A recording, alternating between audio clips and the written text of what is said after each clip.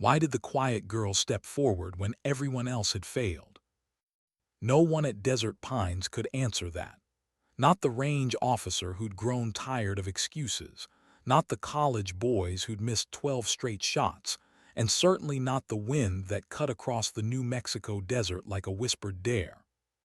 But when Hannah Warren rose from her bench and walked to the line, something in the air shifted, the stillness before revelation, the kind that makes even seasoned men forget how to breathe. 3 hours earlier, she'd been nothing more than a dusty pickup winding off Highway 285, its tires crunching over gravel and memory. The Ford's paint was sun-faded, the radio silent, the passenger seat cluttered with paper coffee cups and old range receipts. November light fell across the Sandia Mountains like a thin silver veil, and for a brief moment Hannah thought maybe, just maybe, she could hold the day together. She told herself this drive was routine. It was therapy, not performance. The range had become her sanctuary, the one place where the noise in her head could be managed with precision and breathing control. Dr. Park had said she needed structure, something familiar, something that still required discipline but didn't demand blood. Shooting had always been that bridge. The motion, the calm between heartbeats, the quiet click that separated control from chaos. "Keep your breathing with your heartbeat," he'd told her once. "You can't stop the storm, Hannah, but you can learn to move inside it." Now, as her truck rattled past the last fence post of Warren Ranch, she caught her reflection in the rearview mirror, brown eyes ringed with sleepless nights, dark braid pulled tight like an act of containment. 26 years old, but her gaze looked older, like someone who'd spent too long scanning horizons for threats that never stopped coming. She parked under the same pinyon trees as always, stepping into air that smelled of juniper and dust. The range was already alive with chatter, young voices, male, loud, the kind of laughter that came easy when danger was theoretical. 3 college boys unloaded rifles from a new Jeep, their camo jackets still creased from the store. They looked like a catalog ad for confidence. She passed them quietly, her worn boots leaving prints between their expensive gear cases. One of them, the tallest, blonde hair styled to look unstyled, called out with a smirk. "Hey, miss, you here for the beginner's safety course? My buddy could use some company." The laughter that followed wasn't cruel, just ignorant, but ignorance can still wound. Hannah stopped long enough to meet his eyes, steady, measured, the kind of look you learn overseas when words are dangerous and silence is a shield. "I'll manage," she said softly. Then she kept walking. Inside, Sarah Donovan was restocking ammo behind the counter. She smiled, the small, kind smile of someone who understood more than she said. "Your usual lane, honey." "Please," Hannah replied. Routine was safety, predictability was peace. Jack Donovan, Sarah's husband and the range officer, stepped out onto the gravel with his Desert Storm cap pulled low. His voice carried that familiar blend of grit and kindness. "Cold enough for you?" "Perfect weather," Hannah said, hoisting her rifle case. He nodded, reading the subtext the way veterans do, that she didn't come here for small talk. Her lane was 18, farthest from the noise. There she unpacked her grandfather's Remington 700. The wood was worn smooth by decades of hands that knew respect. No modern attachments, no sleek carbon fiber, just craftsmanship and memory. Her grandfather's voice echoed from some far-off summer on the ranch. "A rifle isn't about power, little bird. It's about responsibility. Respect it and it'll respect you back." She lined up the weapon, checked her sights, chambered a round and exhaled, not to fire but to remember how. Shooting for her wasn't about targets. It was about staying human. Across the lanes, the college boys were louder now. Caleb Armstrong, the blond one, bragged about his father's custom Remington. His cousin Troy nodded eagerly, while their friend Owen tried and failed to hide embarrassment. Caleb fired and missed, then missed again. Each shot came with a new excuse: wind, equipment, scope alignment, anything but himself. Hannah didn't watch, but she heard every word, every complaint, every fragile ego disguising fear. For 90 minutes she practiced in silence. Slow, precise movements, breath in, half out, squeeze, the rhythm of control. Each round downrange steadied her heartbeat, muted the noise in her mind, the crack of gunfire in valleys halfway across the world, the faces she still saw when she closed her eyes. Dr. Park arrived near noon, carrying his old M1 Garand. "How are you managing today?" he asked gently. "Better," she said, and that was as much as she ever offered. He nodded, understanding that better was the fragile truce between survival and surrender. By afternoon, Caleb's frustration had boiled into something ugly. "There's no way this range is accurate," he shouted. "These targets must be off." Jack Donovan had been patient long enough.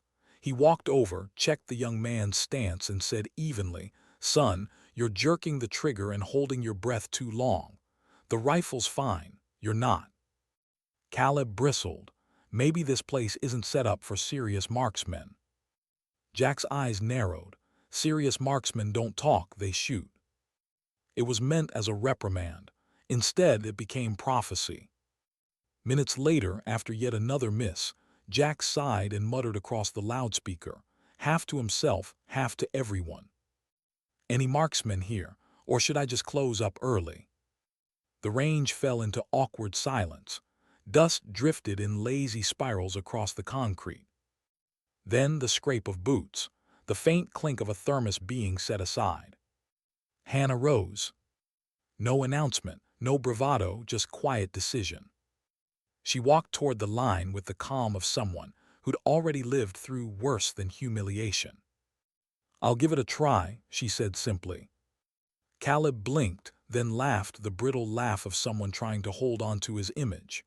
"You're kidding, right? It's pretty technical stuff out there. Wind shear, parallax, all that." Hannah didn't answer. She walked to the rental rack, scanning rifles like a surgeon assessing instruments. Her fingers found another Remington 700, clean, serviceable, unfamiliar. She checked the chamber, the scope, the bolt. Functional, reliable, enough. Dr. Park watched quietly, the faintest smile touching his face. "That rifle's not zeroed for you. It'll throw your aim." "I'll adjust," Hannah murmured, and the way she said it told him she'd adjusted to far worse. Jack moved behind the control panel. "What distance?" 4,000 meters. Silence, then disbelief rippled through the crowd. "For what?" Troy squeaked. 2.5 miles, Dr. Park corrected, his tone shifting from surprise to something closer to reverence. Caleb forced a laugh. "That's impossible, not with standard ammo, not in this wind." "Wind drift depends on consistency of air currents," Hannah interrupted softly. "Coriolis effects negligible at this latitude."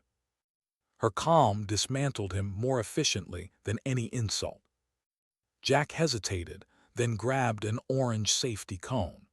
"Red Mesa overlooks about 4,200 meters out. You hit anywhere near that, I'll buy you dinner for a week." Within minutes, word spread. Locals began arriving, veterans, ranchers, families, the kind of small-town crowd that gathers when something impossible might be about to happen. Dr. Park set up his spotting scope. Caleb hovered nearby, equal parts skeptic and captive audience. Hannah lay prone at lane 18, the rifle balanced on its bipod, her cheek resting against the worn stock. The world shrank to breath, heartbeat, wind. Through the scope, the orange cone was a flicker on the horizon, barely visible, almost imagined. "Winds shifting, southwest 10 to 12, Dr. Park called. She adjusted 0.5 mil left, time slowed, the range dissolved into silence. One breath in. Half out. Hold. The trigger broke like glass. The sound rolled through the valley, echoing off sandstone. 2.5 seconds stretched into forever. Then dust bloom. "I see impact," Park whispered. "She hit it dead center." For a heartbeat, no one moved. Then noise erupted, disbelief. Awe, the kind of cheers that come when people witness something they didn't think the world allowed anymore. Caleb stared, color draining from his face. Owen's jaw dropped. Jack's voice crackled through the radio. "Well, I'll be damned," took the cone clean through. Hannah simply caught the ejected brass, inspected it, pocketed it. Routine, discipline, quiet dignity. "Where'd you learn to shoot like that?" Miguel Santos asked, a Marine veteran who'd seen enough to recognize skill when he saw it. "Here and there," she said, cleaning the rifle with calm precision. But Dr. Park saw the flicker behind her composure, the brief, haunted stillness of someone remembering too much. The crowd pressed closer, questions flying. She didn't answer. She just packed up, same deliberate pace, same control. Jack tried to congratulate her. Sarah Donovan told him to let her go. And still, cameras clicked, whispers spread, names were noted. Among them was one man who hadn't clapped, Simon Drake. Compact build, eyes like steel filings, smile like a blade. He wasn't here for the show. He was collecting intelligence. "Quite a performance," he said, jotting something in a small notebook. 4,000 meters with a borrowed rifle, that's exceptional. You from around here, Miss Warren?" As in Warren Ranch near Desert Ridge. His tone was casual, his eyes were not. Hannah's face became unreadable. Miguel stepped subtly between them. "Just folks shooting, Drake, nothing newsworthy." "Oh, I wouldn't say that," Drake replied smoothly. "Military-level shooting from a local rancher. That tends to attract attention, especially from people with development interests in the area." The air changed. Conversations faltered. Veterans recognized the undercurrent, a threat wrapped in polite curiosity. Dr. Park moved closer, voice calm but edged. "Miss Warren demonstrated skill, nothing more. Don't make it something it is." Drake smiled. "Give my regards to your grandmother, Ruth. I hear she's quite attached to that land. Progress can be stressful for some families." Hannah froze. The way he said her grandmother's name was surgical, precise, deliberate, invasive. Miguel's fists clenched, but Hannah caught his arm before things escalated. "Thanks for the message," she said evenly. "I'll be sure to pass it along." When he left, the silence he carried stayed behind, heavy, toxic, alive. Dr. Park touched her shoulder gently.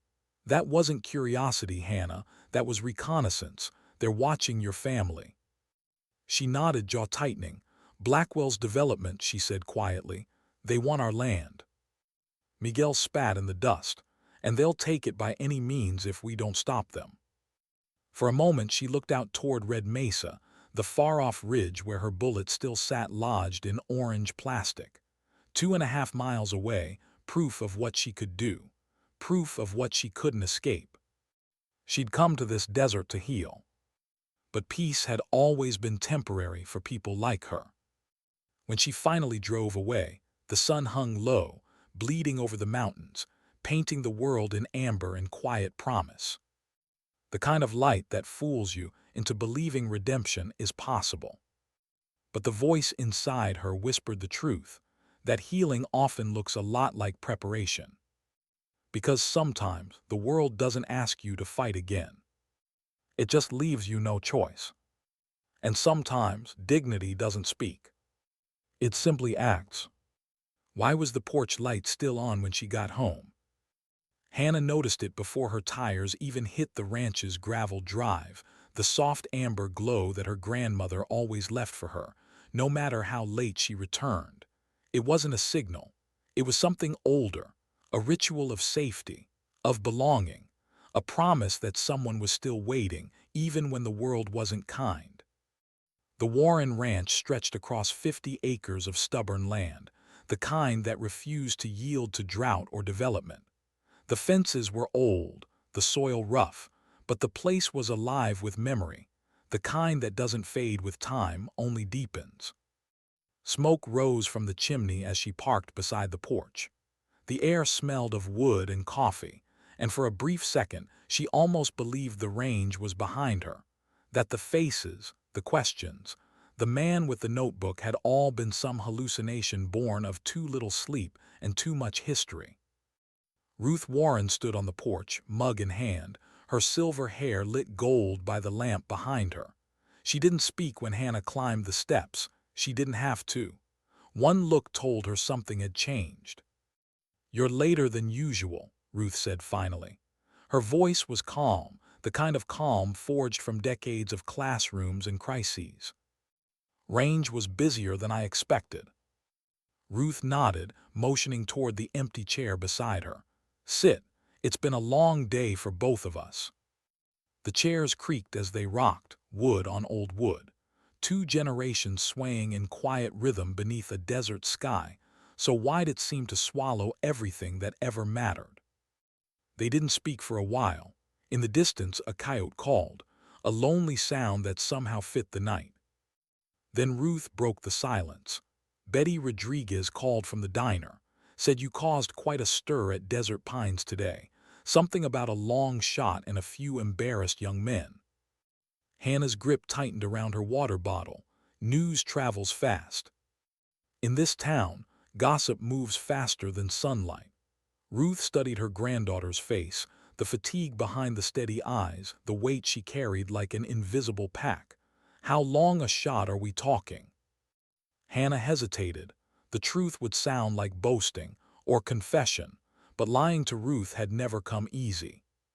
4,000 meters. The mug froze halfway to Ruth's lips. She blinked once, twice. "You hit it." Hannah nodded. For a long moment, Ruth said nothing. The teacher in her was calculating distances, physics, probabilities. The grandmother in her was remembering the little girl who'd learned to shoot tin cans off fence posts with her grandfather's .22 rifle. "That's not something you just do," Ruth said quietly. "Not without training, real training." The air between them thickened. They'd both avoided this moment for 18 months, ever since Hannah came home from her last deployment without explaining what last truly meant. "I served 3 tours," Hannah said finally, her voice steady but small. "Army Rangers, reconnaissance and precision work, long-range support." Ruth closed her eyes briefly, as if she'd always known but had hoped to be wrong. "And the nightmares?" "Part of the package." The porch fell silent again. The sound of the rocking chairs faded into the soft rustle of wind through sagebrush. Ruth's hand found hers. "You don't have to carry it alone, sweetheart." "I know," Hannah whispered, "but some things, they stay with you whether you want them to or not." She tried to explain, the way her mind still mapped exit routes in every room, how she caught herself counting steps between cover points, how thunder still made her heart misfire. She didn't say PTSD. The word felt too clinical, too small for what it truly was. Instead, she said, "Out there, you learn to read the world like a language, wind, shadow, noise. You come home and nobody speaks it anymore." Ruth listened, always had. That was her superpower, silence that understood. "Did that shot today help or hurt?" she asked gently. "I don't know yet." Ruth nodded. "Then we'll find out together." They sat like that until the horizon faded from blue to black and the stars came alive, sharp, endless and indifferent. But peace never lasted long in Hannah's world, not anymore. Headlights cut across the driveway, slicing through the night. A car rolled to a stop with a soft crunch of gravel. Hannah was on her feet before she knew it, automatic reaction, shoulders squared, breath shallow. "Relax," Ruth murmured, touching her arm. "That's Catherine Mill's car." The local journalist stepped out, her teenage daughter Grace following close behind. Even under porch light, tension radiated from both of them. "Sorry to come so late," Catherine said. "We need to talk about what happened at the range." Ruth offered chairs. "Then sit, talking's easier when there's coffee." Catherine didn't waste time. Word spreading fast. People are calling it the shot of the decade. Others are calling it something else, military, classified, impossible. Preston Blackwell's people have already heard. Hannah's eyes narrowed. "Blackwell the developer?" Catherine nodded grimly. He's been pushing the county to approve his Desert Ridge project. Needs the land for expansion. Most of the property owners have caved under pressure. The rest, well, he's found ways to make life difficult for them. Ruth set down her mug, and now us. Catherine's silence was confirmation enough. Grace, who'd been quiet until now, spoke up, her voice young but sharp. Mom thinks your shot scared them. Scared them? Grace shrugged. People like Blackwell don't like unknowns. Finding out that someone they've been trying to push off their land can hit a target 2.5 miles away, that changes the math. Ruth let out a long, slow breath. So what happens now? Catherine looked at Hannah. Attention, questions, maybe more than questions. They'll want to know who trained you, what you know, and whether you can be bought or silenced. The words hung heavy. I didn't ask for attention, Hannah said quietly. Sometimes, Catherine replied, attention doesn't ask for permission. Grace leaned forward. You could use it, though. Turn it around on them. Everyone's watching you now. If you spoke out against the development, against what Blackwell's doing, people would listen. Hannah looked at her, startled. The idea of standing in front of cameras again, of explaining herself to strangers, twisted her stomach into knots. I'm not a symbol. I'm just trying to live quietly. Quiet not working anymore, Grace said softly. The teenager's bluntness might have stung if it wasn't true. Catherine placed a folder on the porch table. Inside were documents, county commission notes, permits, contracts, all pointing to something bigger than a land deal. Blackwell's company isn't just building warehouses. There's federal funding hidden in the paperwork, something about a defense logistics partnership. I don't know what it means yet, but I intend to find out. Hannah's chest tightened. Defense, as in government involvement. Catherine nodded. That's what worries me. If this project has federal ties, they'll have more than lawyers and lobbyists on their side. The conversation drifted into uneasy silence. Even the desert seemed to hold its breath. Finally, Ruth said, So what do we do? Catherine sighed. You could lie low, pretend the shot never happened, hope they lose interest, but that's unlikely. Or, she hesitated, glancing at Grace. You could go public, take control of the narrative, speak out before they define you. Make noise before they silence you, Grace added. Ruth looked at her granddaughter, the same girl who once believed courage was pulling a trigger to save her unit. Now courage meant standing in the open, unarmed. That's asking a lot, Ruth said softly. I know, Catherine replied, but the commission votes next week. Once they approve, there's no undoing it. The land goes, the people go, and whatever they're really building moves forward unchecked. The porch light flickered, throwing restless shadows across the walls. Hannah stood, her gaze fixed on the horizon where the range lights still glowed faintly in the distance. If I don't do anything, she said, voice low, they win. But if I fight, people around me get hurt. That's always been the price, Ruth said quietly. You just hoped you paid it already. Sleep didn't come that night. The house felt too small, the memories too loud. Hannah lay staring at the ceiling, counting the rotations of the ceiling fan, trying to drown out thoughts that refused to quiet. At 2:47 a.m. she gave up. Coffee hissed in the old percolator as she sat at the kitchen table, staring at a blank notepad. One side of her mind listed reasons to stay silent. The other listed reasons to fight. Neither side won. When Ruth came downstairs an hour later, she didn't ask why Hannah was awake. She just poured herself coffee and said, You're thinking like a soldier again. Habit dies hard. Ruth smiled faintly. Maybe it shouldn't. Maybe that's exactly what this fight needs. Before Hannah could respond, her phone buzzed. A text from Miguel Santos. Need to meet. Something happened. Silver Spur Diner, 6:00 a.m. The diner smelled like bacon grease and resolve.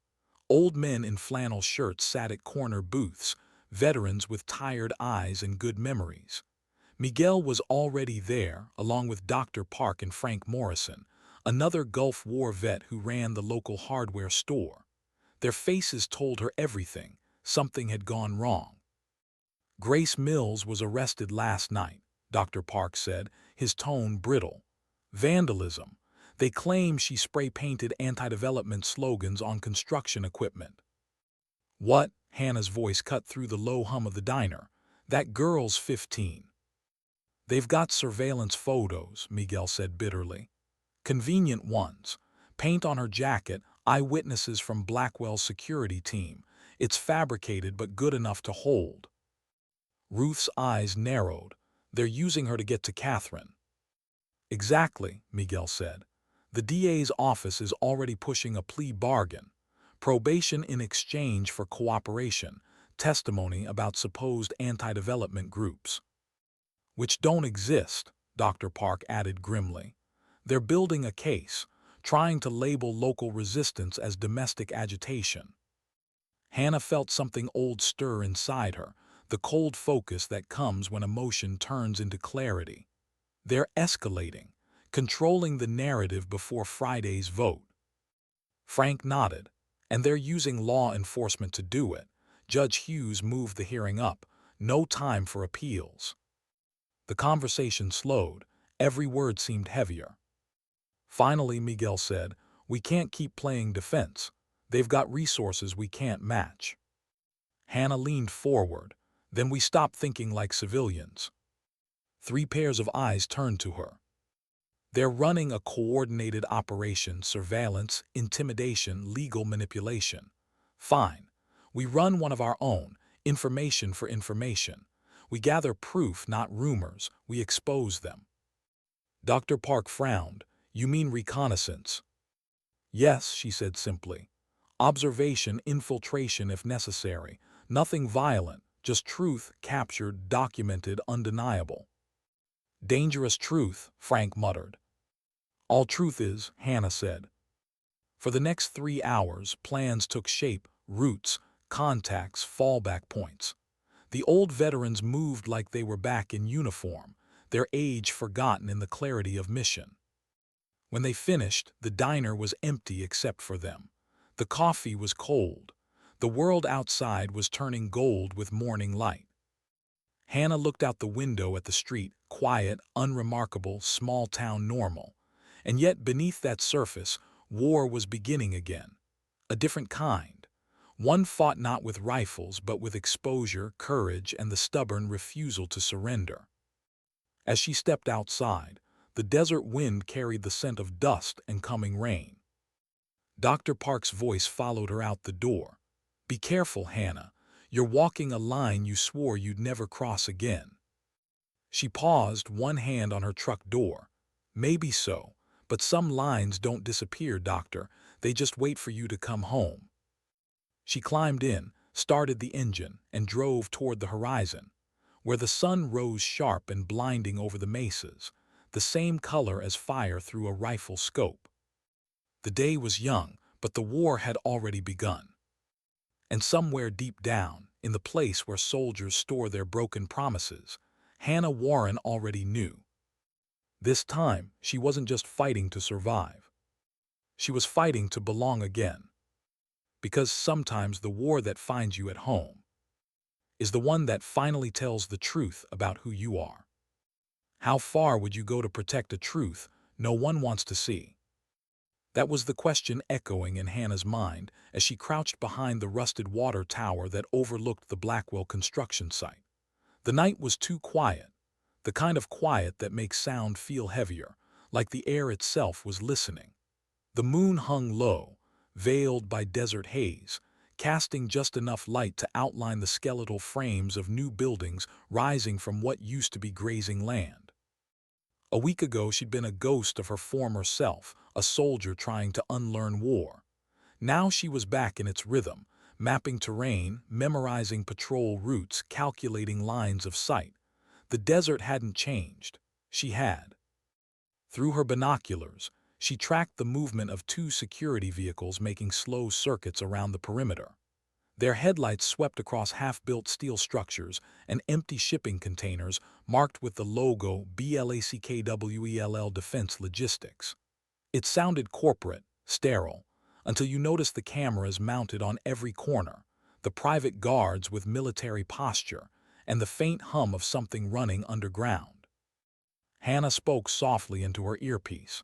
Vehicle 2 completing southern loop. Timer consistent, 8 minutes 30 seconds. Miguel's voice crackled through static from a half-mile away. Copy that. Drone in position. I'm picking up interference on channel 6, possible jamming. Dr. Park's voice followed. That's not local interference. They're masking signals intentionally. Hannah frowned. So it's not just construction. No, Park replied grimly. Whatever they're building, it's shielded. You don't waste that kind of tech on storage depots. A low wind rolled across the desert, carrying the faint scent of oil and concrete dust. Hannah adjusted her position, pulling her scarf higher against the cold. The same scarf she'd worn in Mosul, not for warmth, but for memory. She checked her watch. 22:47, time to move. Crawling down from the ridge, she followed the drainage path that led toward the eastern fence. Her boots made no sound. Every movement was deliberate, practiced, the kind of control that only came from years of training and loss. The fence ahead was topped with concertina wire, newer than the rest. Someone had upgraded it recently. Miguel, she whispered, talk to me. Gate 1's got motion sensors tied into an auxiliary power source, he said. But the east section, near the old creek bed, is on backup, probably under repair. Copy. She reached the fence, pulled a multi-tool from her pocket and started cutting. Each metallic click was a heartbeat. Park's voice came again, quieter this time. You shouldn't be doing this alone. I'm not, she said. You're here. He sighed through static. That's not what I meant. She smiled faintly. I know. Within minutes, she was inside the perimeter. The half-built warehouse loomed ahead, its steel ribs rising like a skeleton against the stars. Construction equipment sat abandoned, tarps fluttering like ghosts in the wind. She moved between shadows, her breathing measured, her pulse steady. The interior was worse. Rows of sealed crates stacked along the concrete floor, each stenciled with the same number, R42X, no company name. No manifest, just a black triangle insignia painted at the corner of each box. Hannah crouched beside one, running her gloved fingers over the symbol. It was familiar, not from civilian life, but from classified briefings years ago. Her chest tightened. Dr. Park, she whispered, you still have access to Duty Project archives. Some why. Black triangle with an inner ring looks like an inverted delta. Any connection to R-Series contracts. Silence. Then, Hannah, that's restricted prototype classification. If it's what I think it is, these aren't logistics crates. They're weapons. She closed her eyes, exhaling slowly. Advanced weapons, being built under a land development cover. Miguel's voice hardened. We need proof, pictures, serials, anything. She unzipped her jacket and retrieved a small thermal camera. The lens flickered softly as she snapped image after image, crate markings, layouts, access panels. But then something strange caught her attention. The temperature readings beneath the floor, warmer than the air above. Too uniform to be natural. Park, she murmured. There's heat under the floor, running east to west. Pipelines. No, it's pulsing, rhythmic. He inhaled sharply. Power conduits, underground network. Meaning this isn't just a storage site. It's active. Hannah stood perfectly still. In that moment the air changed, the soft hum of generators shifting tone, lights flickering once, twice. Then a mechanical click echoed through the building, the unmistakable sound of a camera repositioning. She dropped behind a crate, heartbeat syncing with the faint buzz of motion sensors. Security just came online, she whispered. Pull out, Miguel ordered immediately. Negative, they'll erase everything by morning. I need one serial code. She crawled forward, every nerve on fire, until her flashlight found a corner tag etched into metal. R42X2178, property of Vexler Dynamics. Vexler. The name was a ghost from her past, a weapons contractor tied to an operation in Kandahar, the same one that ended her unit, the same one the army buried under equipment malfunction. Her hands trembled just slightly. She forced herself to photograph the tag, then backed away. But she'd barely reached the exit when floodlights exploded to life outside. Movement, a voice shouted. She sprinted for the drainage ditch, diving low as search beams slashed across the yard. Gravel tore at her knees. 2 guards appeared near the fence, rifles raised, scanning. Vehicle coming from west, Miguel yelled through the radio. 2 SUVs. Copy. She ducked under a pile of corrugated sheets, heart hammering so loud she thought it might give her away. The SUVs rolled to a stop near the main building. She peeked through a gap and saw a man step out, tall, black suit, flanked by 2 armored contractors. Simon Drake. Even in the harsh light, she recognized the same cold composure he'd carried at the range. He spoke briefly to the guards, then walked inside. Moments later, the interior lights dimmed again. Hannah, Park whispered, "Do you copy?" "I'm here. You need to leave now." She waited until Drake's silhouette disappeared into the warehouse before slipping out through the eastern fence. Her breathing didn't slow until she was a quarter-mile away, crouched behind a mesquite tree, listening for pursuit. None came. Miguel's truck appeared out of the darkness. She climbed in silently, covered in dust and adrenaline. Miguel exhaled in relief. "Tell me you got something." She handed him the camera, more than something. He scrolled through the images, his face tightening. "Jesus, this isn't a development, it's a weapons lab." Park's voice came through again. "If Vexler's involved, it explains the government contracts, but it also means this runs deeper than Blackwell. Much deeper." "Then we'll need more than evidence," Hannah said quietly. "We'll need witnesses." By sunrise, the team met again, this time in the barn behind the ranch, where the old hayloft had become their makeshift operations center. The walls were lined with maps, photographs, and newspaper clippings. A whiteboard bore 3 names: Blackwell, Vexler, Drake. Catherine Mills arrived last, exhaustion in her eyes. "Grace's bail hearings today," she said. "They're setting it high, too high for vandalism." Ruth poured her coffee. "They're sending a message." Catherine nodded, "And I got another one." She pulled a folded note from her jacket, no signature, just a single line. "Stop digging, or next time it won't be the girl." Silence filled the barn. The morning light filtered through gaps in the boards, painting stripes across Hannah's face. "They're watching everyone," she said. "Phones, cars, maybe even the house. We need to assume they know our moves before we make them."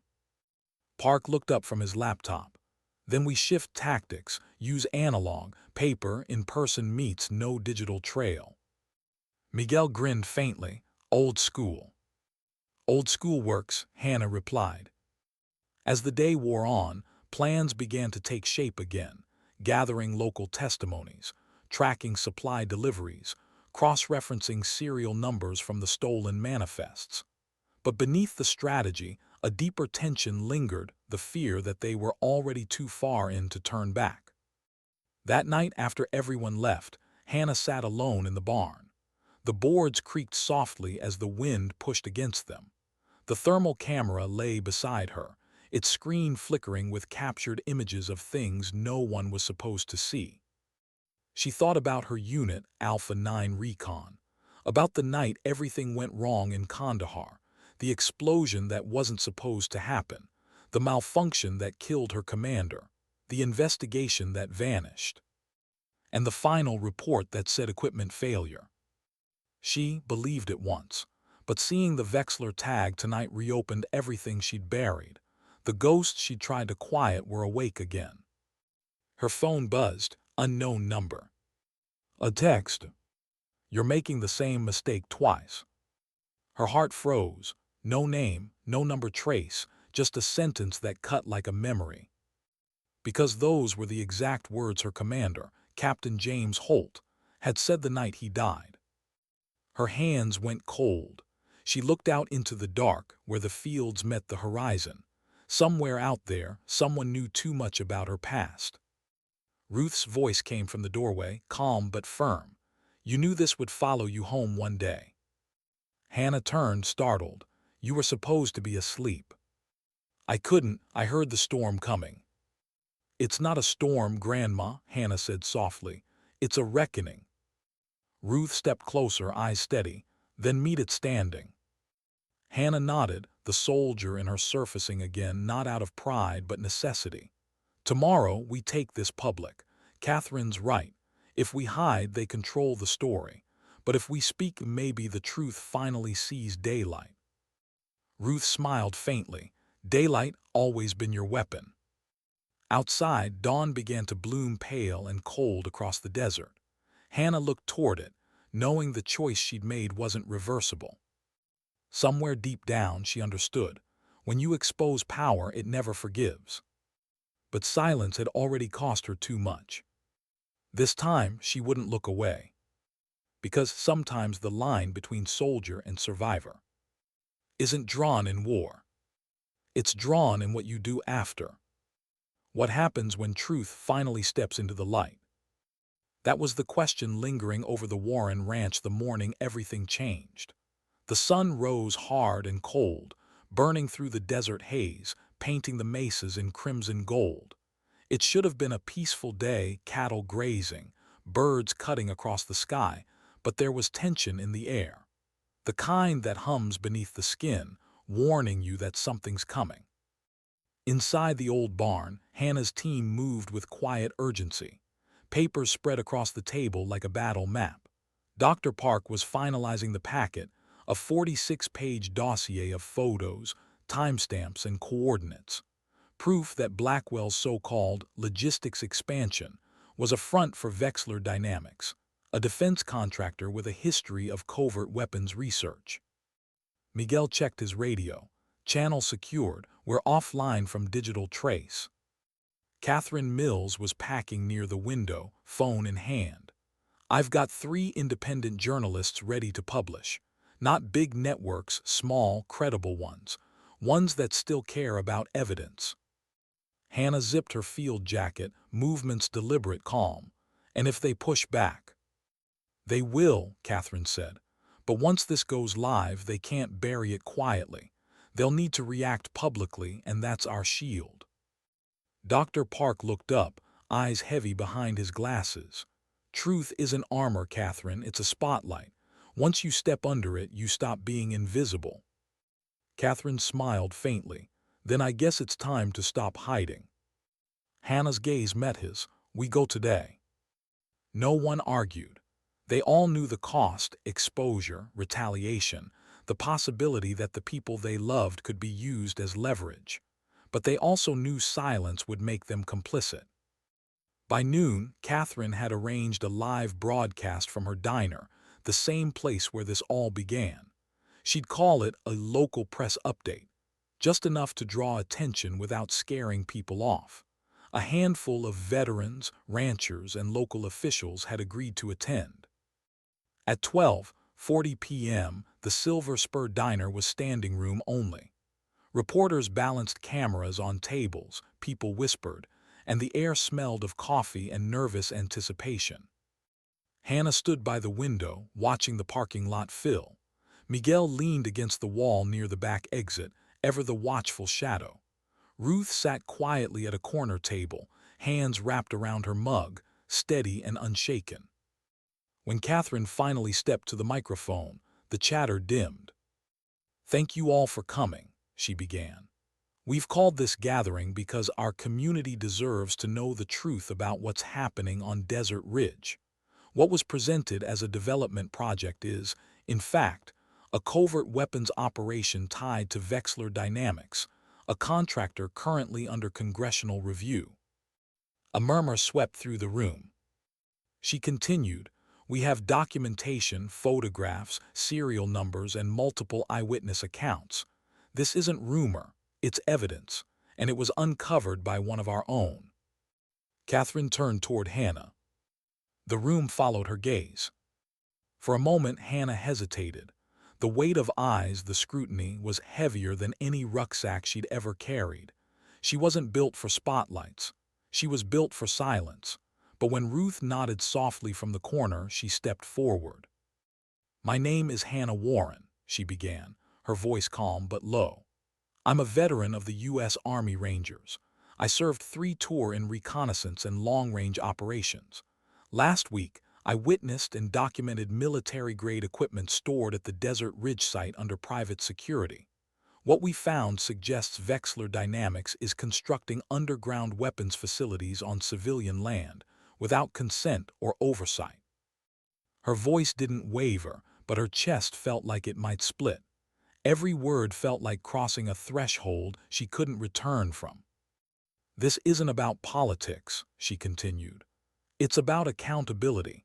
It's about the right to know what's being built in our backyards and who's profiting from it. If we stay silent, we lose not just land but truth itself."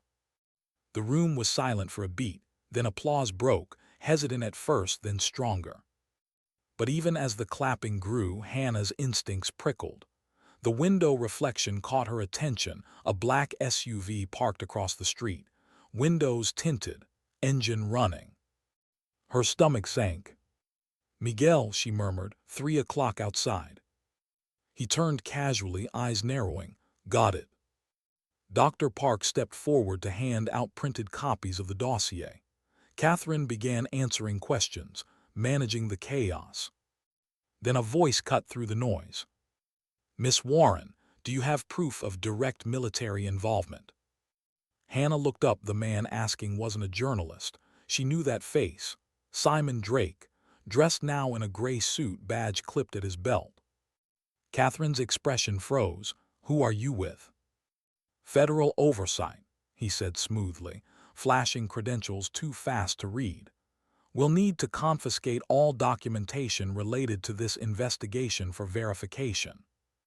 "You mean destruction," Miguel muttered. Dr. Park stepped forward. "You have no jurisdiction without a warrant." Drake smiled. "I don't need one under Section 12 of the National Security Mandate. You've stumbled into a restricted operation. I'm here to make sure this doesn't escalate into misinformation." Hannah's pulse steadied. That strange, trained calm that only came when danger became certain. "You're not federal," she said quietly. "You're corporate security." Drake's smile faltered, just for a second. "That's enough," Catherine snapped. "You're trespassing." He ignored her, stepping closer. "You made a mistake, Miss Warren. You thought truth would protect you. It doesn't. It isolates you." Before anyone could react, 2 more men entered the diner, plain clothes but with earpieces. The crowd backed away, murmuring. Miguel's hand moved subtly toward his belt, but Hannah shook her head. "No escalation. Not here." Drake's tone dropped. "Walk away, Hannah. Delete your footage. Forget this ever happened. You've got family, a life. Don't trade it for ghosts." Ruth's chair scraped the floor. "She's not walking away from anything, Mr. Drake. Not this time." Her voice was steady, old, but sharp as barbed wire. The silence that followed was electric. Drake held her gaze, something colder flashing behind his eyes. Then he turned toward his men. "Let's go. They'll learn soon enough." As they left, Hannah felt the room exhale as one: relief, confusion, fear. Catherine looked pale but resolute. "We need to move, now, before they come back with orders." Within minutes, they dispersed, each member taking copies of the data to different safe locations. Redundancy, insurance. But by dusk, the retaliation had begun. It started small, a black SUV idling near the ranch gate, headlights off. Then came the drone hovering low over the fields, its hum barely audible. By midnight, the phone lines went dead. Hannah and Ruth watched from the porch, rifles leaning against the railing. The night air was cold and sharp, the kind that tasted like rain and danger. Ruth broke the silence first. Feels like old times, doesn't it? Hannah glanced at her, half a smile. You mean when Grandpa used to scare off coyotes? I meant when the world tried to take what wasn't theirs, Ruth said softly.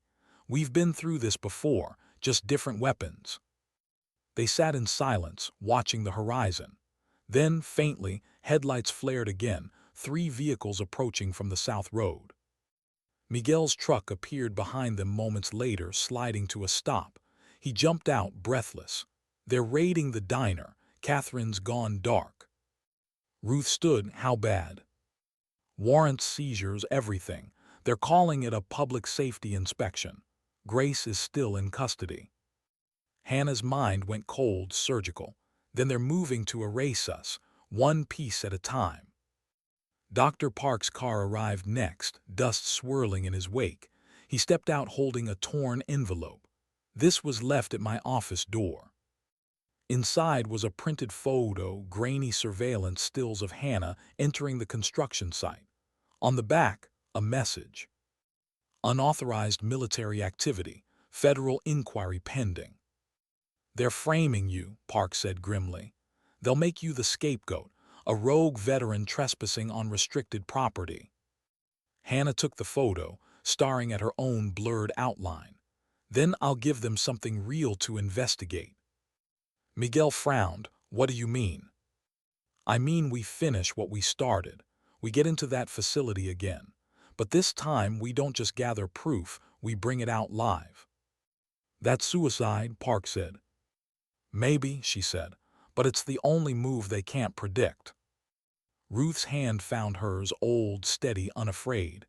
Then you do it right, not just for us, for everyone they think they can silence. By morning, the team split up. Catherine went into hiding, promising to find a way to contact the outside press. Park began tracing the heat signatures Hannah had recorded.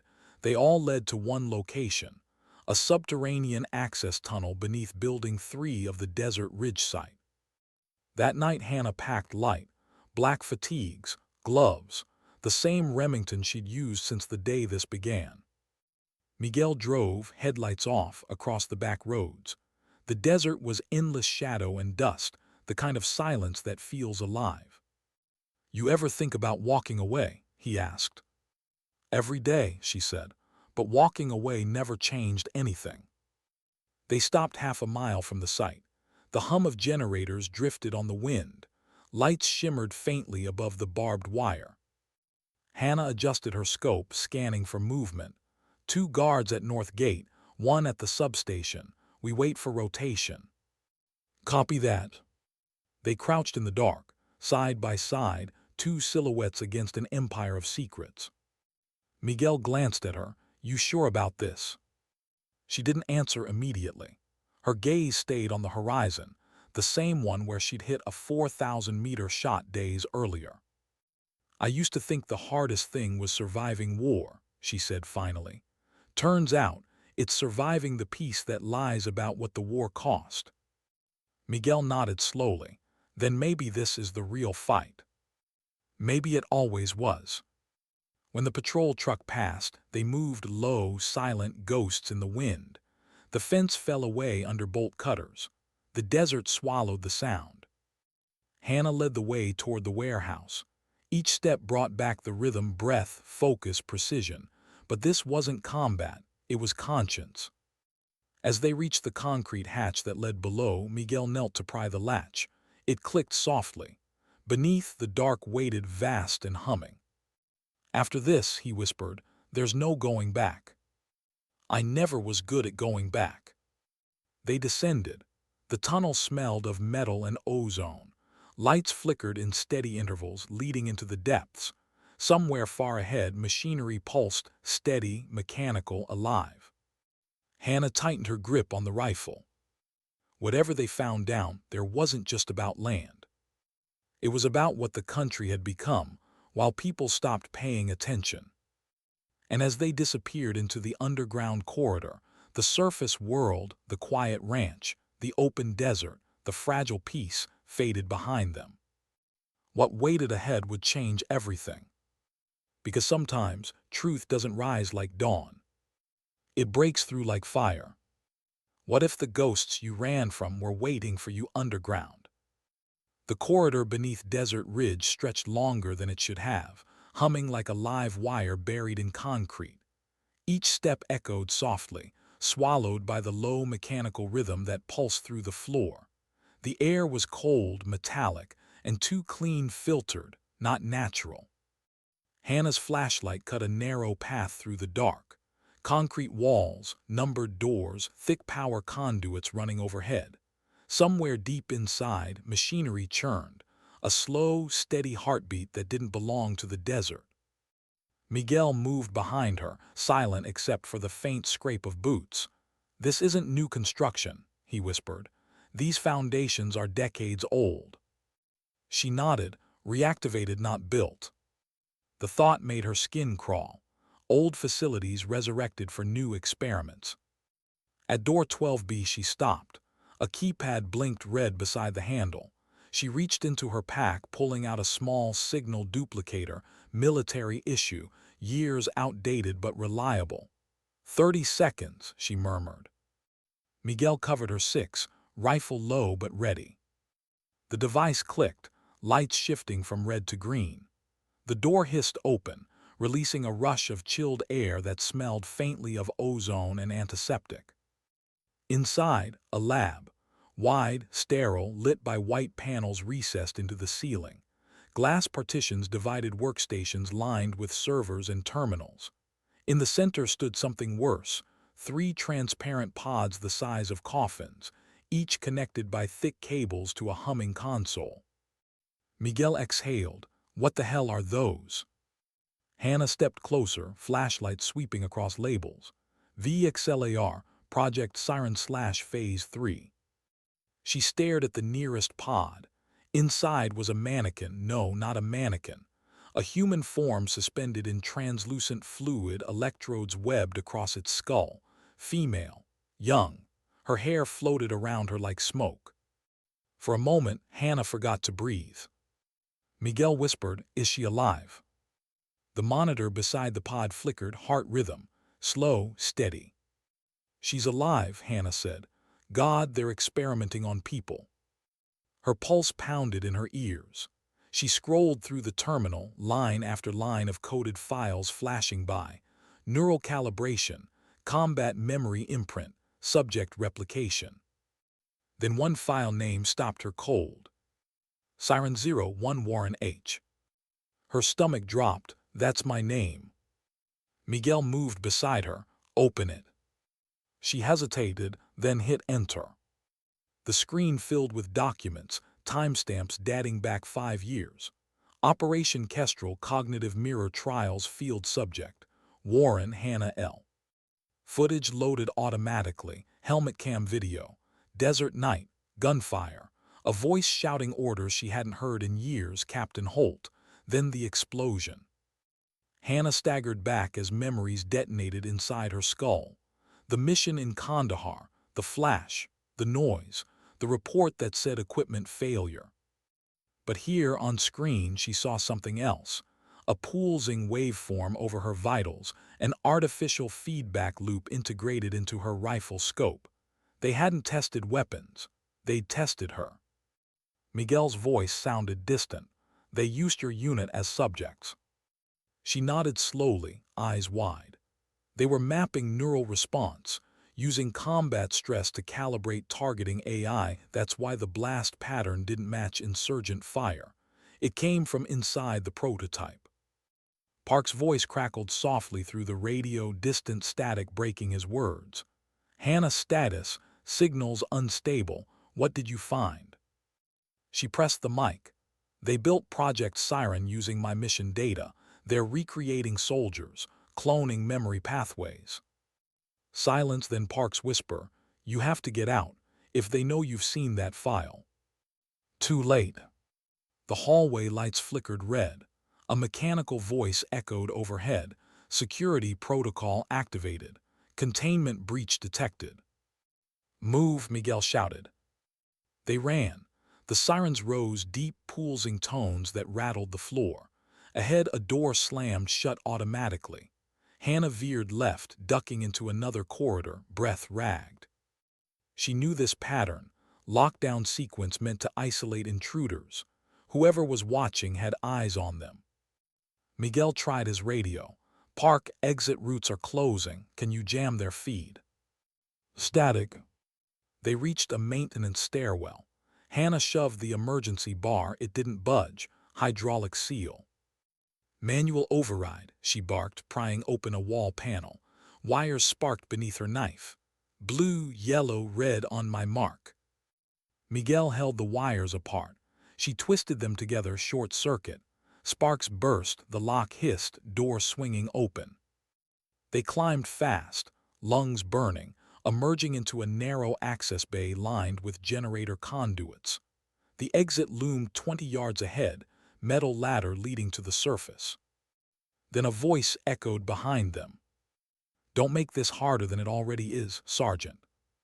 Hannah froze, that voice, calm, measured, cruelly familiar. Simon Drake stepped from the shadows, pistol in hand, body armor marked with the black triangle. You always had a talent for surviving things you shouldn't. Miguel raised his rifle. Drop it.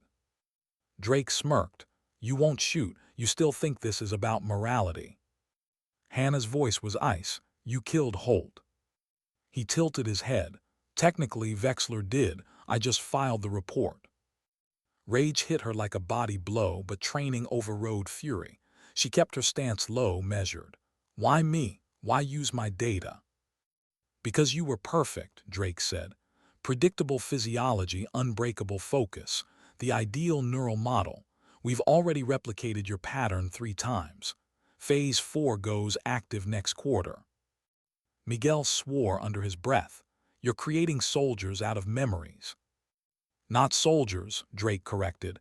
Weapons that think they're human. He took a step forward. Hand over the drive, and maybe I forget you were ever here. Hannah reached into her vest slowly, then tossed the flash drive at his feet. Drake's eyes followed it, just long enough. She moved fast. One step, twist, strike. The pistol clattered against concrete. Miguel slammed him into the wall, disarming him. Drake gasped, struggling. You don't understand. You release that data, you collapse national security. No, Hannah said, voice shaking with fury. We expose what's left of it. She hit the emergency ladder switch. Alarms shrieked louder. Above them, daylight spilled through the opening hatch. Miguel climbed first, scanning the perimeter. Clear. He reached down to pull her up. A single gunshot cracked. Miguel jerked, falling halfway back down the ladder, blood on his shoulder. Drake had a backup weapon, small and silenced. You think you can rewrite the system, he hissed. The system built you. Hannah's vision narrowed. Everything slowed, the sound, the light, the heartbeat in her ears. She leveled her rifle, exhaled halfway, and fired once. The round struck center mass. Drake staggered back, surprise etched across his face. He slid down the wall without another word. The sirens continued to howl. Hannah pulled Miguel up the ladder, muscles burning. They emerged onto open desert just as headlights crested the ridge, Blackwell security racing toward the site. She dragged him behind a sand berm, pressing her hand to his wound. Stay with me. He grimaced, through and through, I'll live. Good. She yanked a flare from her pack, cracked it open, and waved it toward the sky. Within seconds, a drone appeared overhead, Park's modified quad descending fast. A cable dropped. Grab it, she yelled. Miguel clipped himself on. They rose shakily into the air, the desert below exploding with floodlights and shouting. Bullets snapped past, harmless in the wind. From above, the facility looked smaller than it felt. Just a scar on the earth, hiding the machinery of betrayal. They landed miles away near the old wind farm east of town. Park was waiting with his truck. When he saw Miguel's wound, he winced. Get him inside. Hannah handed over the flash drive. Everything's on this. The files, the footage, the proof. Park stared at it like it was radioactive. Do you realize what this means? They'll brand you a terrorist. The press will call it treason. She met his eyes. Then they'll have to redefine the word. He hesitated, then nodded. There's a safe uplink in Santa Fe, off-grid satellite connection. If we can reach it, the data goes public worldwide. Then that's where we go, she said. They drove through the night. No headlights, no radio, just the hum of the engine and the ache of exhaustion. Miguel dozed in the back, pale but breathing. Ruth's scarf still hung around Hannah's neck, soaked in sweat and dust. For a while no one spoke. Then Park said quietly, "You know they'll come after your family." "I know. You could stop now, disappear." She looked out at the horizon, where the first hints of dawn were bleeding into the sky. "I tried disappearing once. It didn't work." Park nodded, understanding. "Then we finish it." They reached the safe house before sunrise, an abandoned ranger station on the edge of the canyon. Park booted up the satellite rig, fingers trembling. Hannah stood watch at the window, scanning the endless stretch of desert. Miguel stirred on the cot. "You should rest." "I will when this is over." He smiled weakly. "You always say that." "Because it's always true." The laptop beeped softly, connection established. Park began uploading the files. Progress bar 12%, 18%, 23%. Outside, the wind picked up, an unnatural hum beneath it. Hannah frowned. "You hear that?" Park looked up. "Engines." She stepped out onto the porch. On the horizon, dust plumes rose, 3 black SUVs speeding across the flats. "Time up," she muttered. Park's voice came from behind her. "We're at 48%, just need a few more minutes." She raised her rifle, steadying her breath. The vehicles split formation, 2 circling wide, 1 heading straight for them. Miguel pushed himself upright, face pale. "Give me a gun." "Stay down." "Not happening." He grabbed a sidearm, staggering to the doorway. The first SUV skidded to a stop 50 yards away. Armed men fanned out, corporate contractors in black body armor. The lead one shouted through a bullhorn, "You're in possession of stolen defense property. Stand down." Hannah sighted in calm. "Park status." 71%. She fired a warning shot into the sand. "That's my answer." Return fire ripped through the air, bullets sparking off the porch beams. Miguel ducked, cursing. Inside, Park's voice was tense. 93%, come on, come on. Then a round shattered the laptop's antenna. Sparks flew. Upload frozen at 96%. "No," Park shouted. Hannah grabbed the drive, shoving it into her vest. "Backup uplink." "None nearby." "Then we run." They bolted out the back, diving into the dry arroyo behind the station. Gunfire echoed, dust rising in clouds. Hannah led them through the ravine, each breath like fire. Miguel stumbled but kept pace. Park followed, clutching a small field tablet, the last backup copy of the data. Behind them, the ranger station went up in flames. By midday, they'd made it 20 miles into the canyon, hiding beneath an overhang. The heat was brutal, the silence heavier than before. Miguel sat against the rock, hand pressed to his bandaged shoulder. What now? Hannah pulled the drive from her vest, turning it over in her palm. "Now we find someone who can still tell the truth." Park met her eyes. "And if there's no one left?" "Then we make sure the truth tells itself." For a long moment, none of them spoke. The wind howled through the canyon, carrying the smell of smoke and sand. Finally, Hannah looked toward the horizon. The endless expanse she'd once called home, now a battlefield again. "This started with one question," she said quietly. "Any marksman here? I didn't know then that it wasn't about a rifle. It was about what you're willing to stand for when the world stops listening." She slipped the drive into her pocket, eyes steady. "Because sometimes survival isn't about staying alive. It's about staying human." The wind rose again, carrying dust, memory, and the faint echo of sirens from miles away. And somewhere beneath that desert, machines kept humming, proof that truth, once buried, never dies quietly. What's left to fight for when every road leads back to loss? The canyon wind carried that question as Hannah Warren crouched in the dust, watching the last of the smoke fade from the ranger station miles behind. The fire was distant now, a faint orange bruise against the desert horizon, but it marked a truth she could no longer outrun. They were being erased. Miguel lay propped against a sandstone ledge, pale but conscious. Dr. Park sat nearby, his tablet open, scanning the damaged files. The sun was merciless, a white disk hammering the land flat. "We're still missing 4%, Park muttered. "The final encryption keys. Without them, the upload won't verify." "How long would it take to rebuild?" Hannah asked. He rubbed his forehead. "Too long. The checksum tied to the satellite uplink. Without signal access, it's just data in a box." Miguel coughed softly. "So all that running and we still lost." Hannah looked toward the horizon, a shimmer of heat hiding distant mountains. "Not yet. Santa Fe's still an option." "That's 200 miles of open desert," Park said. "We don't have fuel, supplies, or safe contact routes. They'll have roadblocks by now." "Then we go around them," Hannah said simply. He stared at her for a moment, the stubborn calm, the soldier's tone that always meant don't argue. "You realize you can't fight an entire corporation with 3 people." Hannah's voice softened. "I'm not trying to fight them, Doc. I'm trying to make sure what they've done doesn't disappear again." Silence, then Miguel gave a weak laugh. Same Hannah as always, never knew when to quit. She glanced at him. "If I'd quit, you'd still be bleeding back there."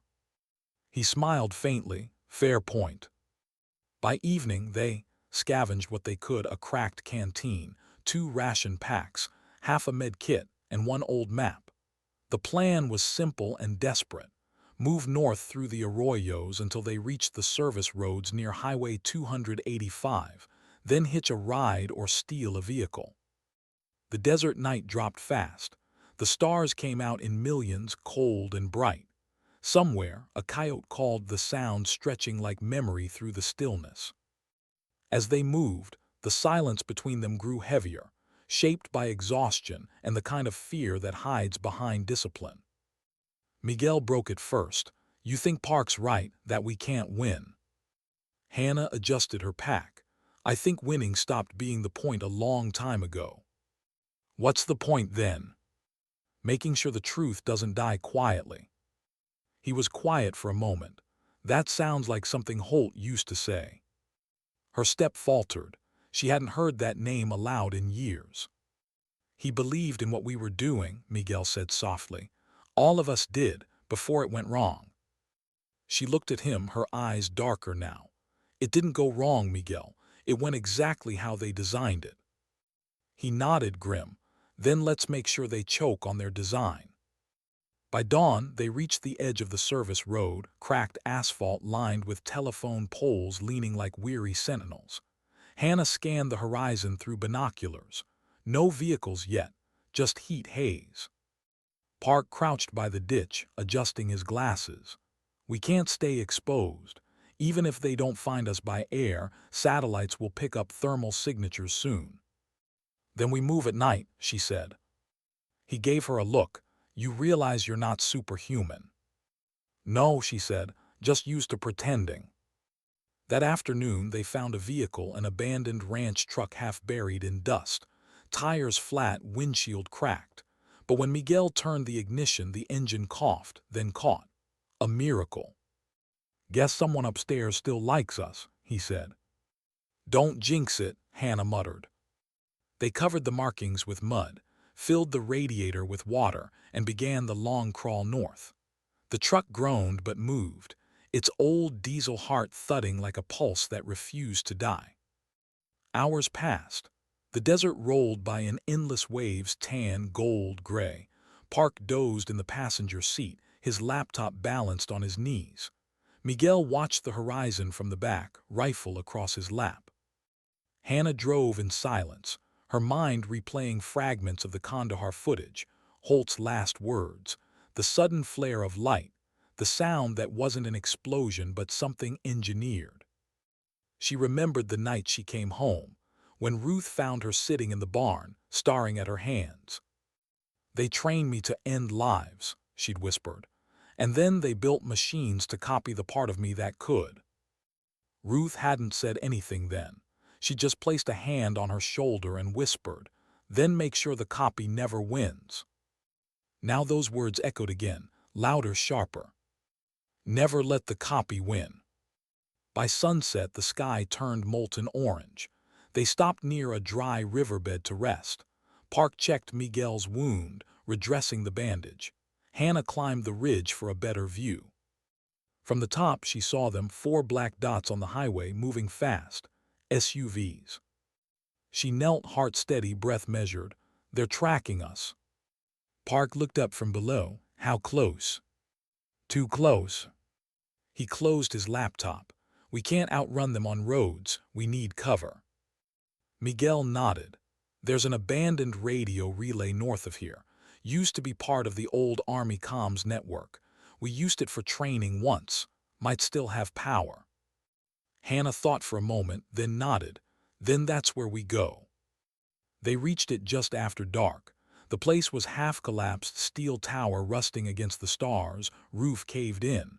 But the underground control room was still intact. Dusty, cold, perfect.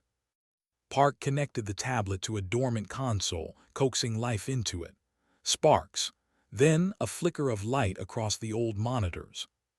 "We've got something," he said, excitement breaking through fatigue. "Shortwave link analog.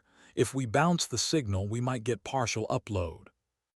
Miguel grinned. "You're a damn genius, Doc." Park shrugged. "Just old." Hannah smiled faintly, the first in days. "Whatever works." But the moment was brief.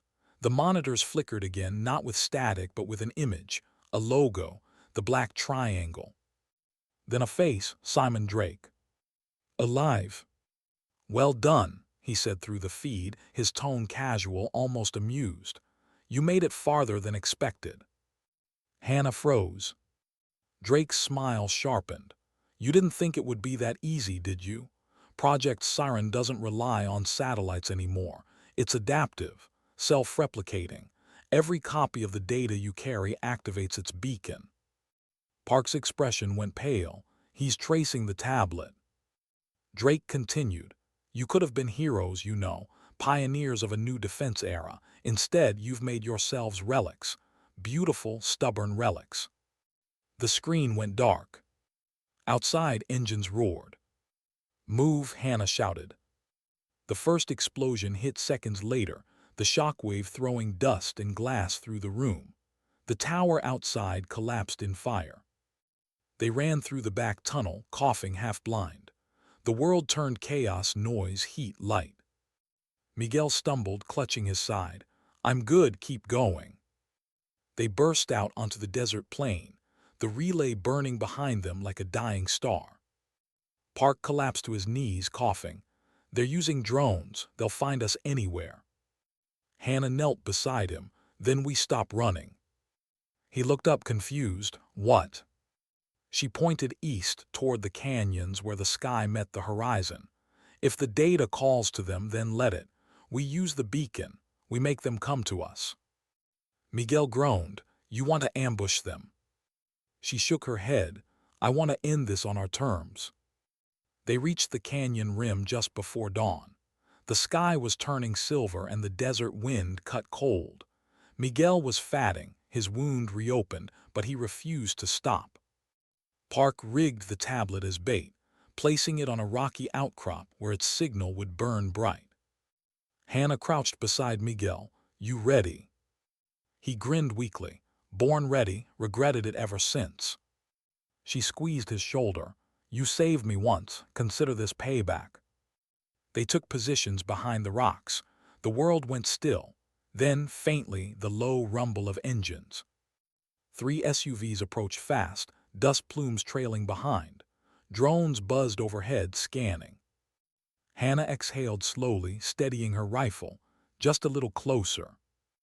When the first vehicle reached the ridge, she fired. The shot cracked the air like lightning. The lead SUV veered, slammed into a rock, flames, shouting. Miguel took the second. One controlled burst, tires shredded, engine smoking. The third vehicle braked hard, doors opened.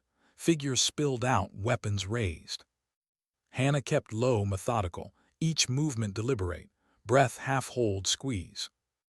Then a voice echoed through a bullhorn. "Warren, stand down. This isn't a fight you can win."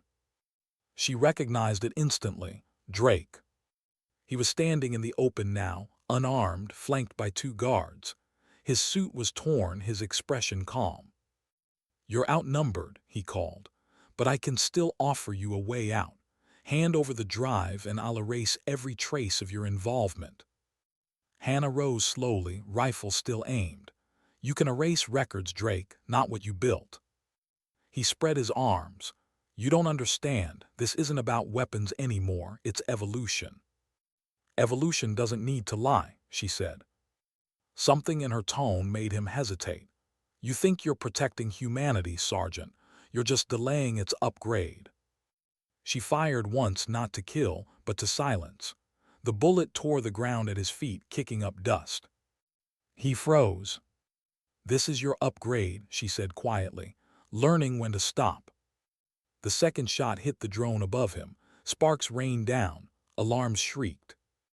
In the confusion, Miguel detonated the small charge Park had rigged near the beacon. The explosion lit the canyon, sending shockwaves that toppled the remaining SUVs. Drake stumbled backward, shouting orders, but the sound was swallowed by the roar of collapsing rock. Hannah grabbed Miguel, pulling him away from the blast radius as fire bloomed across the ridge. Park covered them, dragging his own wounded leg. When the dust finally settled, the desert was quiet again, scorched, still, alive only with the crackle of flame and the whisper of wind. Drake was gone, the vehicles burned, the drones fell silent. For the first time in days, no one was chasing them. But victory felt hollow. Miguel slumped against the rock, breathing hard. "We did it." Hannah nodded slowly, "For now." Park limped closer, his face gray with exhaustion. "The drive, did it survive?" Hannah reached into her vest. The casing was cracked, melted at the edge. She turned it in her hand, watching the light flicker weakly inside. "Still active," she said, "still alive." Park stared at it, then at her. "What now?" She looked out over the burning canyon, the smoke rising like ghosts into the dawn. "Now," she said softly, "we find out what truth costs when you finally hold it." The sun broke the horizon, spilling gold across the wreckage. Hannah closed her eyes against the glare. In the end, the war wasn't about enemies or orders or even survival. It was about remembering who you were before they taught you to forget. Because sometimes the hardest target to hit is the person you used to be. What does victory mean when you've lost the silence that made you human? The desert was quiet again, but it was the wrong kind of quiet, the kind that followed ruin. The sun hung low, filtering through smoke, gilding wreckage that still burned in the canyon below. Hannah sat on a ridge of shattered stone, staring at the cracked flash drive in her hand. The light inside it pulsed faintly, steady, alive, like a heartbeat refusing to quit. Behind her, Miguel slept under a thermal blanket, his wound stitched with shaking hands and sheer will. Dr. Park crouched near what was left of their gear, wrapping his knee in gauze, muttering calculations under his breath, signal strength, energy draw, probabilities. Hannah finally spoke, voice hoarse. "How long until they realize Drake's dead?" Park didn't look up. "Hours, maybe less. Vexler isn't built around one man, it's a machine, and machines don't grieve." She nodded, staring at the horizon, endless, merciless. "Then we move before it starts spinning again." Park studied her face. The exhaustion there wasn't just physical, It was the quiet unraveling of someone who'd seen too much and kept going anyway. You haven't slept in 3 days. Sleep, a luxury for people who aren't being hunted. You're human, Hannah. She almost smiled. That's what I'm trying to prove. They buried the last of their ammo under loose rock and moved north before dawn, the desert wind cutting cold against their faces. Miguel leaned heavily on Park's shoulder, but he refused to stop. "You should have left me back there," he muttered. "Not happening," Hannah said. "Still following orders, huh?" She met his eyes, the ghost of a grin flickered there. Still giving them. They reached a service road by midday and found what passed for civilization, a rundown gas station, long abandoned but still standing. Hannah pushed open the rusted door, scanning the shadows. Inside was dust, silence, and the smell of old oil. Perfect cover. Park set Miguel down gently. "He needs rest, fluids, antibiotics." "We'll find them," Hannah said. He hesitated. "How? You're flagged on every database. So am I." "There's someone who can help," she said quietly. "Someone who owes me." Park frowned. "You mean?" She nodded. "Colonel Hayes." That name hung in the air like a memory too heavy to carry. Patricia Hayes, former commanding officer, once Hannah's mentor, later a liaison for military R&D contracts. The same woman who'd signed off on Vexler's funding years ago. Park exhaled slowly. "You really think she'll help? She's the reason this project exists." "She's also the reason I'm alive." Hannah pulled the cracked drive from her pocket. "If anyone can get this to the right eyes, it's her." Miguel opened one eye, groggy but alert. "You sure she's not part of it?" "No," Hannah admitted, "but she's the only one who might still care what it cost." They waited until nightfall, then stole a maintenance vehicle from a nearby service yard, unmarked, dusty, good enough to blend in. The drive to Santa Fe took hours. Highway lights glowed faintly through the desert haze, each one a reminder that the world above still believed everything was fine. Inside the cab, the radio was dead. The hum of tires filled the silence. Park dozed fitfully. Miguel watched the dark horizon. Hannah drove, hands tight on the wheel. Every few miles she caught glimpses of headlights far behind, distant but constant, shadows that didn't fade. When they finally reached the outskirts of Santa Fe, dawn was breaking, a thin, gray light that made the city look ghostly. Hannah parked the truck in an alley near the old armory and covered it with a tarp. Colonel Hayes's residence sat 5 blocks away, modest, fenced, quiet. The kind of house that looked like it belonged to someone who'd left the world but still kept one ear on its chaos. Hannah approached alone. The others stayed back. She knocked once, twice. The door opened halfway, revealing Patricia Hayes, hair silver now, uniform long gone but posture still sharp. For a heartbeat, neither spoke. Then the colonel said softly, "I wondered when you'd show up." Hannah swallowed. "You knew." "I've been watching the reports, the range video, the diner incident, the canyon fire. I hoped it wasn't you, but I knew it was." "Then you know why I'm here." Hayes studied her face, the fatigue, the bruises, the unshakable resolve. "You found something, didn't you?" Hannah held up the drive.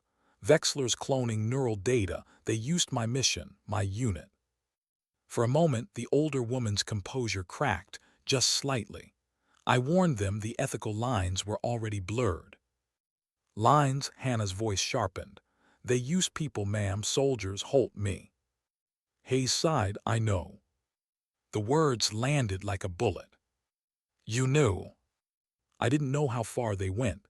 I thought it was simulation testing, combat analysis." Hannah shook her head. "They were building weapons that think they're human, and now they're turning the country into their laboratory." Hayes stepped aside. "Get in, you can't be seen out here." The house was quiet inside, books, maps, photos from decades of service. The walls carried history, both proud and ashamed. Park and Miguel joined them after a few minutes, slipping in through the back. Hayes offered them water, gauze, and that rarest of military commodities, honesty. When I retired, she began, Vexler was already embedding itself inside government contracts. They branded it as progress, smarter defense, cleaner wars, but it was always about control. They built their own oversight, their own security network. Drake was their hammer. He's dead, Hannah said quietly. Hayes raised an eyebrow. Then another will take his place. You don't kill programs like that, Hannah. You outlast them. She nodded toward the drive. What's on that? Proof, Park said. Names, blueprints, financial transfers. Enough to expose the network if we can decrypt the final segment. Hayes exhaled. The key won't be digital. They stopped using cloud security after the last leak. It'll be embedded, something physical. Miguel groaned softly. So we're missing a key that doesn't exist online. Hayes looked at Hannah. It exists somewhere, and I think I know where. They followed her to the study. On the wall hung a faded operations map, military installations, development sites, logistics routes. Hayes pointed to one near Los Alamos. Facility 12D, she said. The original Vexler prototype lab, supposedly decommissioned 10 years ago. But that's where they'd keep analog redundancies, paper, microfilm, secure drives. Hannah traced the map with her finger. That's 40 miles west, in restricted territory. Hayes nodded. You'll never make it past the checkpoints in daylight. Then we go at night. Miguel sighed. Of course we do. Park glanced at Hayes. Why are you helping us? The older woman smiled sadly. Because I built the machine that broke her. The least I can do is help her fix it. Hannah met her gaze, and for a moment, both soldier and mentor stood in silent understanding. The kind that doesn't need apology, just truth. They left before sunset. Hayes stayed behind, promising to run interference if she could. Hannah didn't say goodbye. Goodbyes were for people with clean exits. The drive west was tense and silent. The land grew harsher, the road narrower, until it vanished into scrub and stone. The air smelled of rain that never came. By midnight, they reached the outer fence of Facility 12D, rusted but still powered, motion sensors faintly blinking. Beyond it, the remains of low buildings half buried in the sand. Park scanned the perimeter. They kept this place quiet. Hannah nodded, perfect for hiding something that shouldn't exist. They cut through the wire, moving low. Inside, the facility felt like a mausoleum, corridors lined with dust-covered terminals, cracked glass, faded warning signs. But deeper in, the power still hummed. In the central chamber, they found it. A sealed vault door marked Siren Archive/primary key storage. Miguel grinned faintly. You think that's it? I think that's the ghost we've been chasing, Hannah said. Park examined the keypad. Manual lock combination, no power feed. Then we do it the old way. Hannah found a maintenance panel, pried it open, and rerouted the internal power grid from auxiliary lines. Sparks jumped. The keypad lit. She entered a code she hadn't thought about in years, her old Ranger clearance prefix. The door clicked once, then began to roll open. Inside, rows of shelves lined with file boxes and data canisters. At the far end, a pedestal with a single sealed capsule. Park approached carefully, scanning. That's it, the analog key. Hannah reached for it and froze. A sound echoed behind them, footsteps. She turned, rifle raised. Out of the shadows stepped Colonel Hayes. Not the one who'd sent them here, but a holographic projection, flickering, grainy. Security override, voice recognition detected, a synthetic voice intoned. The hologram spoke, pre-recorded. If you're seeing this, it means I failed. Project Siren has entered unauthorized replication phase. Terminate all remaining nodes. Park stared. Nodes. Hannah's stomach dropped. That means people. Hayes's image continued. Siren was never meant to survive. Each test subject carries residual encoding. You must neutralize them before the system reactivates. The hologram faded. Silence. Park looked at her. Residual encoding. She means neural imprints stored in your brain. Hannah felt the world tilt. You're saying I'm one of them. He swallowed hard. Part of you, yes. They used your data to model replication. That means if Siren restarts, your neural signature could trigger it. Miguel whispered, then destroying the key means destroying you. The words hung in the air, heavy and final. Hannah's hands trembled slightly as she looked at the capsule. Inside, a sliver of microfilm, the last link between her humanity and what she was used to create. She closed her eyes. For the first time since Kandahar, she felt tears burn the corners of her eyes, not from fear, but understanding. Maybe that's the point, she said quietly. Maybe the only way to end what they made is to erase what they took. Park shook his head. No, there's another way. We can isolate the data, separate your imprint. Doc, she said softly, they've been trying to do that for years. You think they failed because they could, or because they should? He didn't answer. Hannah stepped closer to the pedestal, the faint light from the capsule painting her face in silver. Miguel's voice broke, rough with pain. Hannah, don't. She looked back at them, at two men who had followed her through fire and silence. You both came this far because you believed truth mattered more than survival, she said. Now I need you to believe it again. Her hand hovered over the capsule. The hum of the facility deepened, a low vibration like breath held too long. And somewhere deep within her mind, a faint echo, her own voice, layered, distorted, whispering back. Sometimes dignity doesn't speak, it simply acts. Then she pressed the override. The chamber filled with white light. The walls trembled. The sound was like thunder collapsing in reverse implosion, not explosion. Park shielded his eyes. What did you do? She stood perfectly still, calm in the storm. I shut it down. The lights flickered, then died. The hum stopped. Silence fell. Outside, the stars burned cold and clear. Hannah turned to them, eyes steady. It's done. But Park was pale. You're bleeding. She looked down, a thin line of blood from her nose, nothing more. She smiled faintly. Guess some ghosts don't leave quietly.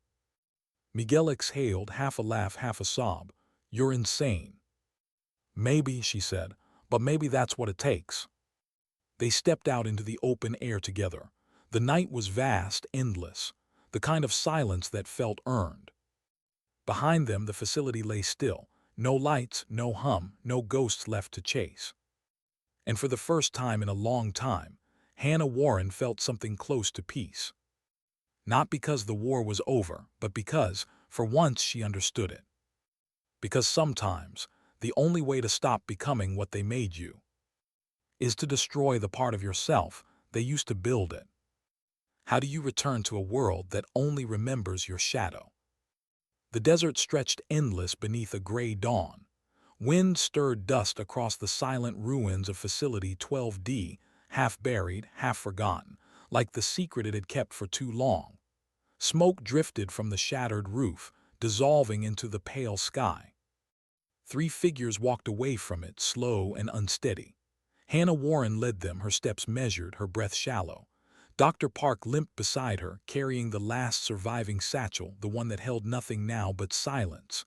Miguel followed behind, rifle slung low, face drawn but alive. For miles, none of them spoke. The desert didn't need words. It already carried the sound of endings. When they finally stopped, it was at a rocky ridge overlooking the valley. From there, the burned outline of the facility looked almost small, insignificant. Park sat heavily, exhaustion etched deep into his face. It's over, he said quietly. Hannah didn't answer. She was staring at her hands. The faint tremor that had started hours ago hadn't stopped. Miguel noticed. You okay? She smiled faintly. Define okay. He lowered his gaze. You did what none of us could. Hannah looked out at the horizon. I did what I had to. Same thing, Miguel said. She shook her head slowly. No, had to is what soldiers do when the orders stop making sense. They camped in silence that night, huddled beside the old truck. The sky was a deep indigo sea, and every star looked sharp enough to cut. Miguel drifted to sleep first. Park worked on his notes, his handwriting shaky but deliberate. He was documenting everything, the data they'd lost, the systems they'd shut down, the people who wouldn't be remembered. Hannah watched the horizon until her eyes burned. Every so often, she felt that same static hum deep in her skull, faint now, almost gone, like the echo of something that once lived inside her. Residuals, Park had called it. Ghost data. The pieces of Siren that had been hers and no one else. She didn't know if it would fade. She didn't know if she wanted it to. Because as much as she hated what they'd made, it was still made from her, her mind, her memory, her pain. Maybe that was what it meant to live with ghosts. By morning the sun rose bright and cruel. Miguel was worse, fevered, barely conscious. The wound had gone septic.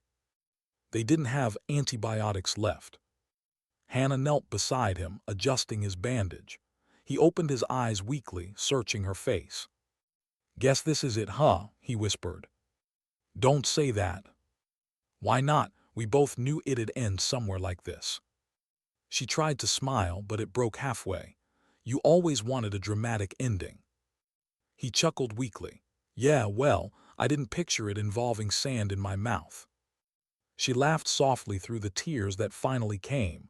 "You'll be fine." He looked at her, really looked. "You mean that, or you just need to hear it?" She exhaled, "Both." He nodded, satisfied. "Then I'll take it." By noon he was gone. Hannah sat beside him for a long time, the desert wind tugging at her hair. No words, no prayers, just the kind of silence that feels like truth. Park placed a hand on her shoulder, gentle. "He wouldn't want you to stop." She didn't look up. "He wanted to believe what we did mattered." "It does," Park said quietly, "even if no one ever knows it." She turned toward him. "Then who was it for?" "For the next one," he said, "whoever they are." They buried Miguel beneath the ridge, no marker, just a line of stones and a dog tag pressed into the earth.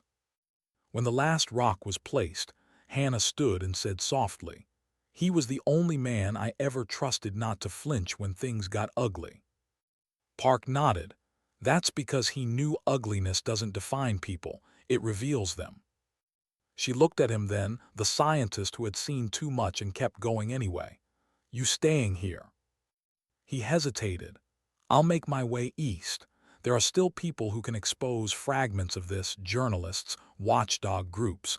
It won't bring them down, but maybe it'll keep them scared." "And you?" she asked. He smiled faintly.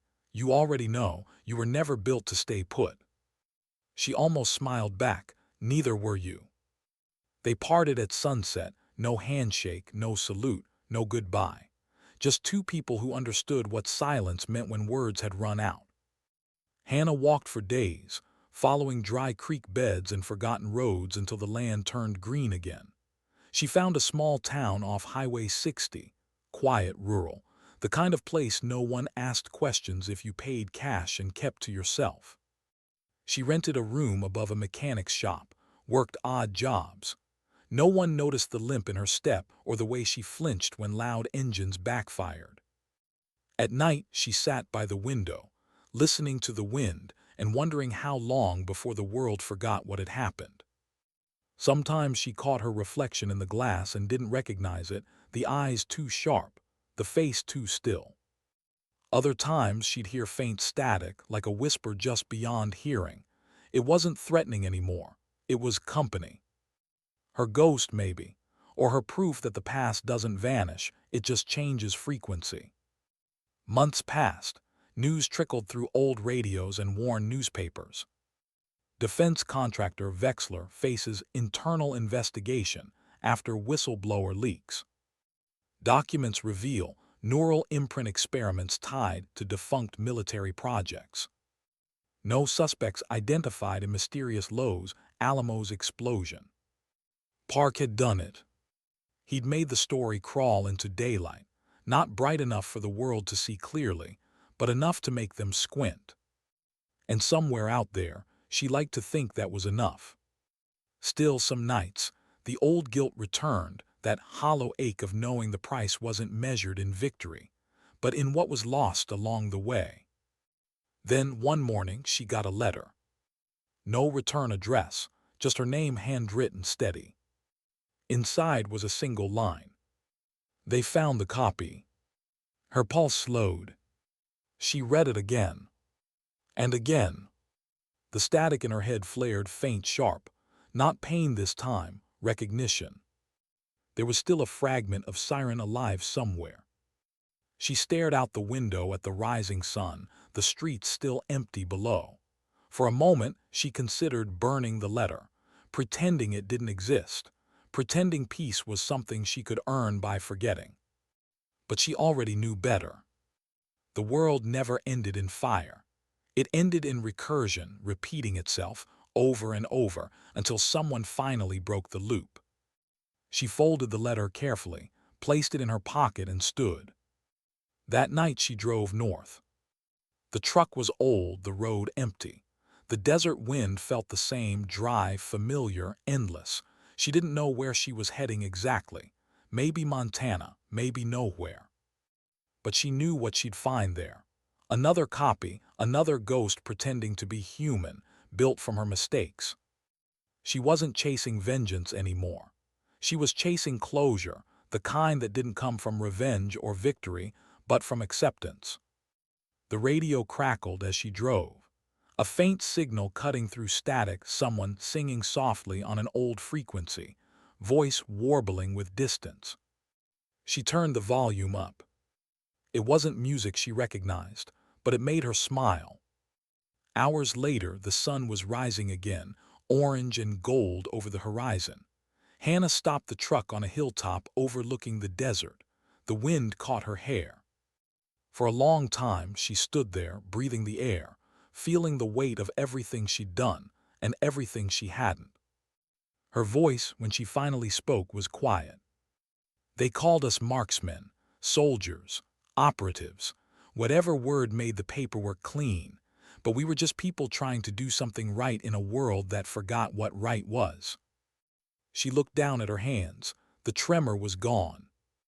They taught me that precision is strength, that emotion gets you killed, but maybe they were wrong, maybe it's what saves you. She closed her eyes.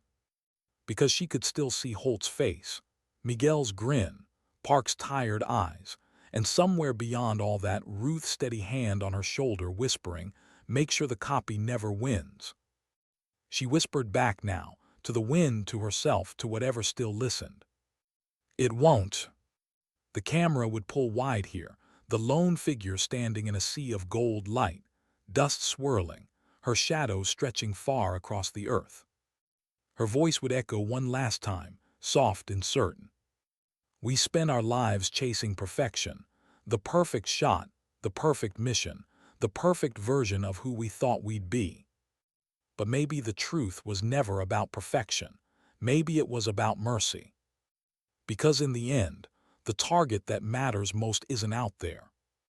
It's the one inside you, the one you finally learn to forgive." The truck door closed, the engine started. As the sound faded into the wind, the screen would go dark, and her final words would linger, calm and unshakable. "Sometimes dignity doesn't speak. It simply acts."